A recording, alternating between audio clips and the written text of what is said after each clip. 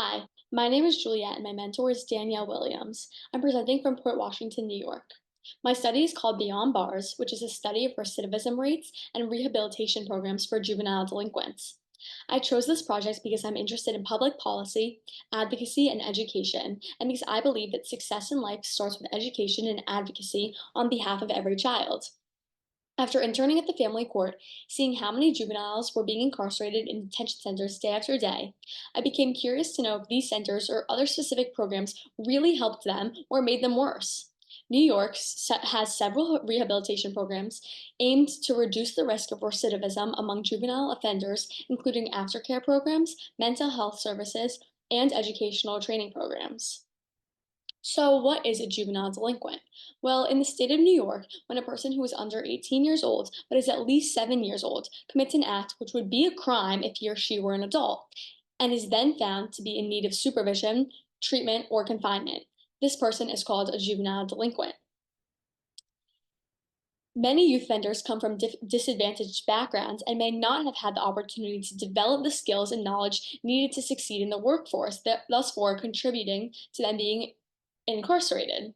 Providing education and job training programs to youth offenders allows them to gain the tools to break the cycle of recidivism and build a brighter future for themselves and their communities. Access to quality education and vocational training can help improve their chances of securing employment and reduce the likelihood of reoffending. So, my project consists of me researching three different programs that help reduce recidivism rates. These programs include CBT, which is cognitive behavioral therapy, FFT, family functional therapy, and SST, social skills training. So, CBT is a program for incarcerated individuals and which helps them emphasize personal accountability. It also helps offenders understand the thoughts and choices that led to their crimes and teach alternative behaviors and thought processes. Programs are delivered in correctional facilities for inmates or in community settings for people under supervision as individual or group therapy. While offenders are often referred to CBT programs through the justice system, some offenders choose to participate voluntarily. CBT for incarcerated youth reverses damage to young people's physical and mental health and enhances their educational and career success by allowing them to have a chance to learn. The next program I did was FFT. FFT is an intensive family-focused treatment model known as functional family therapy.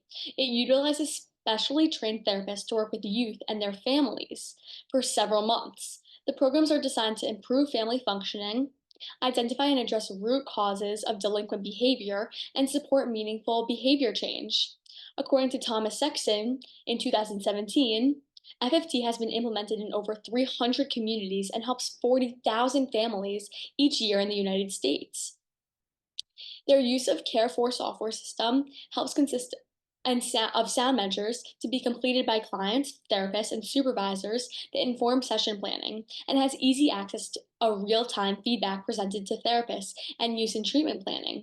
It provides immediate feedback on changes in client conditions and contexts so that these events can be quickly incorporated into the FFT treatment. FFT is a comprehensive model intended to provide families all across the developmental spectrum with a pathway to engagement and treatment, develop skills to stabilize and work through daily family issues, and take those skills and generalize them to success in managing future problems. This is all with the goal of becoming self-sufficient without the need for therapy in the future.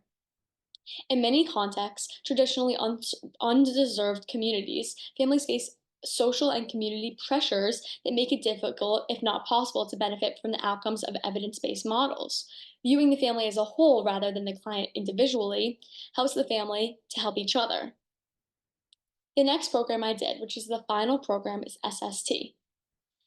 SST is a program that generally includes multiple cognitive, affective, and behavioral processes such as problem solving, perspective taking, moral reasoning, self-control, and positive behavioral skills. As a result, targeting juvenile delinquents, social skills often prevent reoffending because it allows them to learn useful skills and form better relationships. With the appropriate skills training, juveniles can respond to their environment and situations in a peaceful manner. They will be able to prevent different negative situations from occurring with the proper training to react to something. A juvenile offender can take skills that they learn from their training to deal with emotions, criticism, confrontations, peer pressure, and more. Past research shows that without proper knowledge of variable social skills, many problems can occur within someone's personal life, which can be connected to juvenile delinquency and reoffending. From Stowe et al. In 2021, this is why social skills is very important to learn for them. Next was my comparison between the three programs because I further chose a recommendation. So while each program shares many similarities, what distinguishes them are their unique features. Cognitive behavioral therapy employs therapy interventions to modify thoughts, leading to a reframed mindset. This counseling approach guides individuals to perceive things from a different perspective, aiding them in personal interactions. Alternative programs like FFT operate strictly on family-centric approach. FFT differs from CBT by considering the entire family as a client rather than focusing on individual behavior. On the other hand, SST does share a connection with CBT due to the emphasis on individualized thinking, but their difference come in treatment. Social skills operate on individuals' current behavior. The training offered depends on age, gender, and the specific category, as well as the specific behavior category a person fits into. So, with all that, my recommendation is CBT.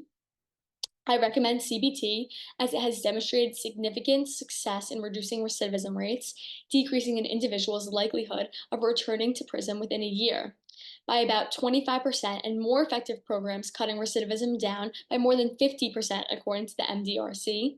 CBT has had so much success because of its amazing guidance of children and adults by addressing scenarios that typically trigger anger in juvenile delinquents. For example, instead of reacting angrily to a waiter's mistake, individuals trained in CBT may consider the possibility that the waiter is dealing with personal challenges, leading to a more understanding perspective.